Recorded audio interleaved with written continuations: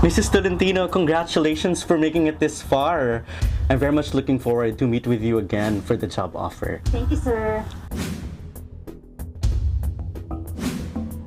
Hello? Sir, follow-up ko lang po yung application ko. Almost 2 months na yung recruitment process ko sa inyo eh. I'm sorry, pero may na-hire na kasi kaming iba eh.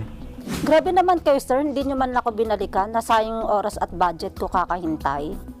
Attorney, pinag-requirements na ako ng HR. Yun pala papaasahin lang ako at hindi i-hire. Pwede ko bang kasuhan ng HR? Legal ba to? Legal po yan. Walang obligasyon ang employer na i-hire ang isang aplikante sa trabaho. Kahit nagbigay ka na ng mga requirements. Kahit na-interview ka pa. Hanggat hindi ka pumipirma sa kasunduan o employment contract, walang katiyakan kung ikaw ay kukuning empleyado. Wala ding batas na nilalabag ang employer na humingi ng requirements pero hindi naman tinanggap ang aplikante. Kasama talaga ito sa proseso ng pag-a-apply ng trabaho. Prerogative ng employer kung tatanggapin ba o hindi ang isang aplikante kahit nag-submit na ng requirements o na-interview na o napangakuan na, natatanggapin ka na o magkakaroon ka na ng job offer.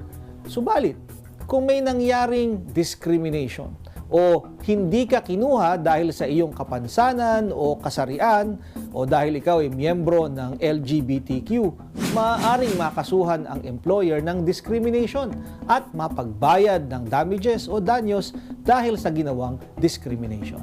Kung kayo po ay may nais ikonsulta sa inyong lingkod, i-follow lang ang Facebook page ng Good Morning Kapatid. Mangyaring i-private message po ninyo sa akin ang inyong mga katanungan. Maraming salamat.